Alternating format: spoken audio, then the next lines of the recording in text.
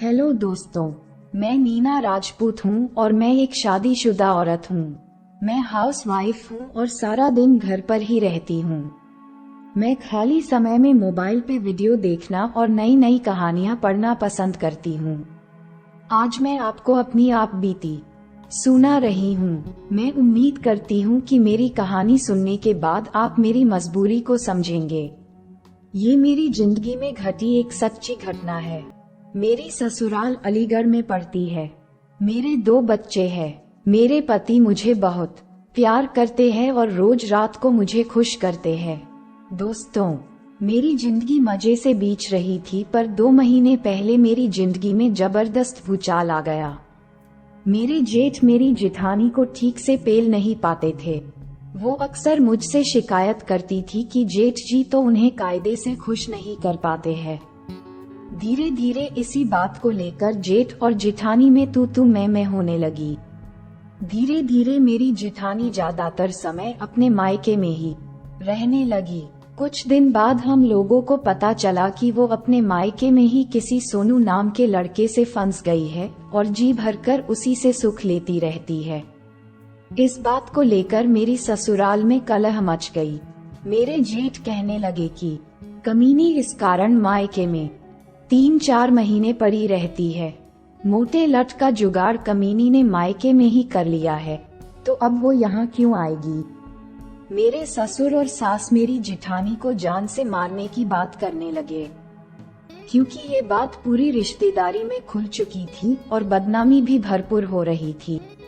पर जब सब लोग जिठानी के मायके गए तो खूबसूरत जिठानी को देखकर मेरे जेठ फिर से पिघल गए। मेरी जिठानी का नाम कमला है। मेरे जेठ जी ने कमला से कहा, जो तूने उस सोनू के साथ किया, मैं सब माफ करता हूँ। हमारी नाक और मत कटवा और चुपचाप घर चल। नहीं, अब मैं सोनू के साथ ही रहूंगी। मैं उससे प्यार करती हूँ। उसके साथ मैं कई बार सो चुकी हूँ और सुख ले चुकी हूँ। मेरी जिठानी ने भरी महफिल में साफ साफ कह दिया। वहाँ कुल 60 लोग तो आराम से थे। भरपूर बदनामी हुई। मेरे जेठ, सास, ससुर और हम पति पत्नी की इज्जत जिठानी सरे आम नीलाम कर रही थी। बिमला, देख प्यार से समझा रहा हूँ, पर अभी मान जा, वरना मैं तेरी बोटी बोटी काट के रख दूंगा। मेरे जेठ ने धमकी दी, पर जिठानी पर कोई असर नहीं पड़ा।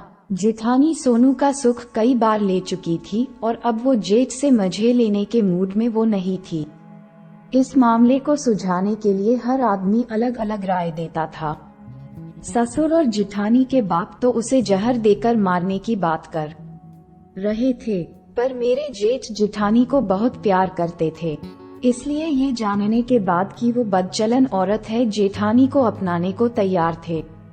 कुछ लोग सोच रहे थे कि कहीं जेठानी रातों रातों सोनू के साथ भाग ना जाए।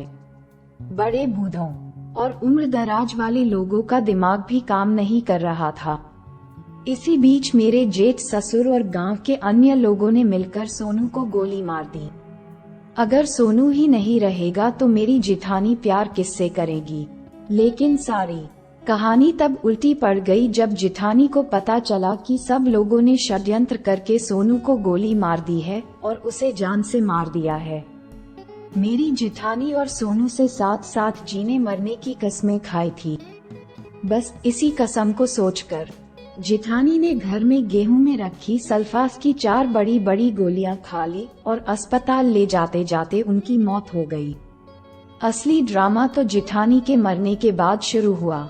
एक तो जेठ की 40 साल में बुढ़ौती में शादी किसी तरह हुई थी और अब जेठानी भी स्वर्ग सिधार गई। उसके गम में मेरे जेठ पागल हो गए और पूरी तरह से जिठानी की याद में मेंटल हो गए। मेरी जिठानी भले ही बदचलन थी और आवारा थी, पर जेठ की आंखों का तारा थी वो। धीरे धीरे मेरे जेठ अपनी सूझ बुद्ध खोने लगे। मेरे पति, सास और ससुर ने कभी नहीं सोचा था कि जिठानी सोनू के प्यार में जहर खा लेंगी। आजकल कौन लड़की इतनी जल्दी जहर खा लेती है। जिठानी के मायके वाले भी ये सोच रहे थे कि सोनू के रास्ते से हटने के बाद जिठानी ससुराल आकर रहने लग जाएंगी, पर सारी चाल उल्टी पड़ गई। मेरे पति और ससुर जेठ जी को मोटरसाइकिल पर बिठाकर जिला अस्पताल ले गए और उनको मनोरोग वाले डॉक्टर को दिखाया।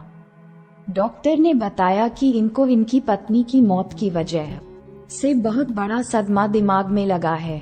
किसी सुंदर औरत को रात में जेठ के कमरे में भेजा जाए और विश्वास दिलाया जाए कि इतनी पत्नी जिंदा है, तब ये उसके साथ सोएंगे, तभी इनको होश जाएगा।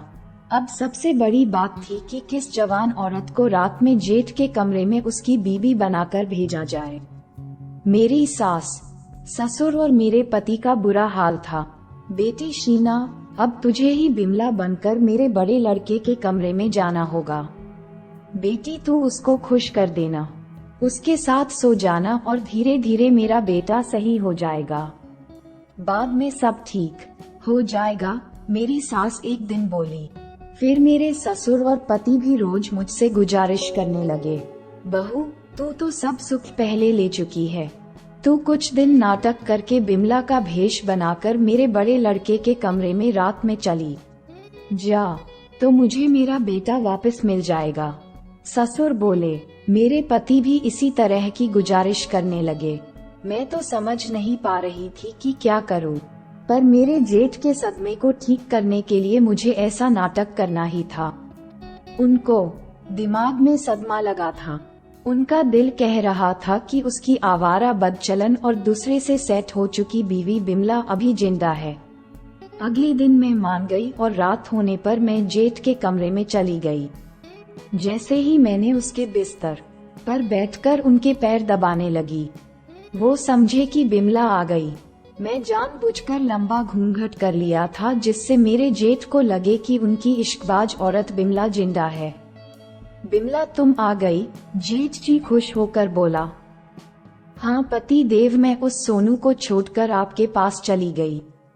मैंने साड़ी के घूंघट में मुंह छिपाकर जवाब दिया। उसके बाद मेरे जेठ को विश्वास हो गया कि उसकी बीबी जिंदा है और मरी नहीं है।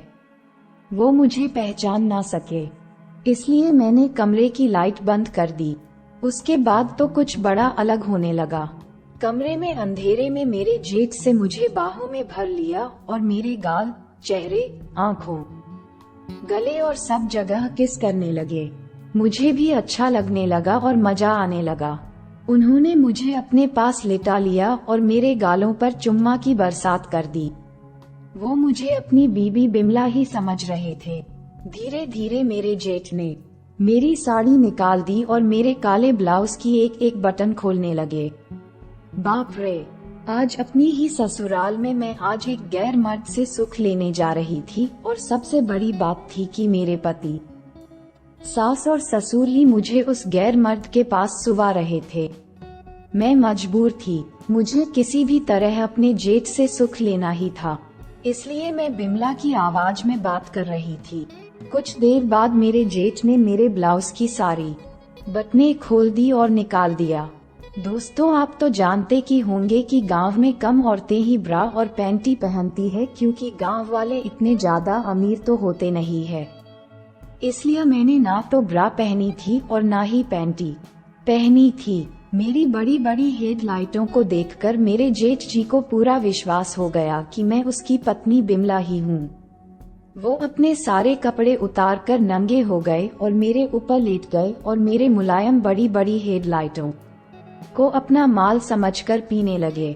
धीरे धीरे मुझे भी मजा आने लगा। रोज मैं अपने पति का सुख लेती थी और आज लंबे चौड़े जेठ का सुख लूंगी। मैं सोचने लगी, जेठ जी मेरी हेडलाइटों को हाथ में लेकर लप लप दबाने लगे। पति देव अच्छे से पियो, मैंने भी बिमला की आवाज में बोल दिया। अब तो मेरा जेठ मजे से दूध को मुंह में लेकर बहुत तेज तेज पीने लगे। मुझे दर्द हो रहा था, पर मजा भी खूब आ रहा था। आज एक गैर मर्द मेरे नर्म और मीठे आमों को मजे लेकर चूस रहा था। सच में एक कमाल का और बिल्कुल अलग अनुभव था। जेठ तो दूध पीकर फुल ऐश कर रहे थे। उसके तेज चाकू जैसे दांत नर्म आमों को काट रहे थे, पर दोस्तों मजा भी खूब आ गया था। जेठ मुझे अपनी घटिया औरत बिमला समझ रहे थे। मेरे दोनों आमों को वो बदल बदल कर खा रहे थे। फिर जेठ ने पेटीकोट खोल दिया और निकाल दिया। नीचे मैंने कुछ पहना ही नहीं थी। मेरी भरी हुई गुफा के दर्शन जेठ जी को हो गए थे। जेठ मेरी गुफा पर टूट पड़े और बड़े प्यार से हाथ फेरने लगे। मेरी जेठानी कभी अपनी नीचे की सफाई नहीं करती थी क्योंकि जेठ जी को अपनी बीबी के नीचे के बाल बेहद पसंद थे। जब मेरी काली काली घुघराली घास में जेठ बड़ी देर तक अपनी उंगलियां चलाते रहे तो उनको पूर्ण विश्वास हो गया कि मैं उसकी बीबी कोमल ही हूँ। बड़ी देर तक जेठ मेरे काली काली नूडल्स जैसी घुघराली घास में अपना हाथ फेरते रहे। इधर मुझे भी काफी मजा मिल रहा था क्योंकि मेरे पति कभी भी मेरी गुफा को नहीं छूते थे, इसलिए आज रात मैं भी फुल ऐश कर रही थी। फिर जेठ ही मेरे गुफा के दोनों तरफ के गुलाबी गुलाबी होठों को दांत से काटने लगे। मैं पागल हो रही थी। मुझ पर सुख लेने का जुनून धीरे धीरे चढ़ रहा था। जेठ जी की इन हरकतों के बाद तो अब मेरा भी दिल कह रहा था कि मैं आज रात उसने खुलकर मजे लूं। जेठ की जबान मेरी गुफा के अंदर घुसी जा रही थी। मैं पागल हो रही थी। हाँ, आज मैं खुद अपने जेठ से कसकर और खुलकर सोना चाहती थी। एक गैर मर्द से सुख लेना मेरा सपना आज पूरा होने वाला था। जेठ बेतहासा मेरी गुफा को दोनों होठों को दांत से पकड़कर काट रहे थे। मेरी गुफा में गाड़ी स्टार्ट हो चुकी थी और काम की अग्नि जल चुकी थी। ये सच है कि अब मैं बिना आग बुझाए नहीं रहने वाली थी। मैंने जेठ जी को बाहों में भर लिया। मैं आज एक गैर मर्द से सुख लेने लगी और मजा मारने लगी। जेठ ने मुझे बाहों में भर लिया। हाँ, वो तो सदमे में थे और मुझे अपनी घटिया बीबी बिमला ही मान रहे थे। उनका खंबा बहुत ज्यादा मोटा था, मेरे वाले से भी ज्यादा मोटा। ये मुझे अपनी गुफा में साफ साफ महसूस हो रहा था। मैं भी जेठ जी को दोनों बाहों में अपने मर्द की तरह पकड़ लिया था और पकापक हैंड पंप चलवा रही थी। मैंने अपने दोनों 61-62 को अच्छे से खोल रखा था और जिससे जेठ जी अच्छे से अपना पानी निकाल सके और उनका खंबा आराम से गुफा में जा सके। धीरे धीरे जेठ का खंबा सट सट गुफा में फिसलने लगा और मुझे जन्नत का मजा मिलने लगा। मैं बार बार किसी पगली की तरह चिल्ला रही थी। जेठ जी फटफट हैंड पंप चला रहे थे। मैं आज एक गैर मर्द से सुख ले रही थी और जन्नत के मजे लूट रही थी। मुझे डर था कि कहीं मेरी गुफा फट ना जाए। सच में ये कमाल का अनुभव था। मेरे जेठ का हैंड पंप तो जैसे पानी निकालना तो जानता ही नहीं था और बस मेरी गुफा को फाड़ देना जानता था। मेरे जेठ की कमर बार बार मटक मटक कर गुफा में खंबा घुसा रही थी। मैं दर्द की आग में जल रही थी। दोस्तों, उस रात मेरे जेठ ने 1.5 घंटा नॉन स्टॉप हैंड पंप चलाया और फिर मेरी गुफा को पानी से भर दिया। इस तरह मैं 2 महीने तक जेठ से हैंड पंप को चलवाती और कसकर पानी निकलवाती। 2 महीने के बाद वो पूरी तरह से ठीक हो गए। अब जेठ अपनी घटिया बीबी बिमला को पूरी तरह से भूल चुके हैं। मेरी सच्ची कहानी आपको कैसे लगी? मैंने सही किया या गलत? आप अपनी राय मुझे कमेंट्स करके जरूर दे। लबों की मुस्कुराहट हो, जिंदगी की आहट हो, मेरी दिल लगी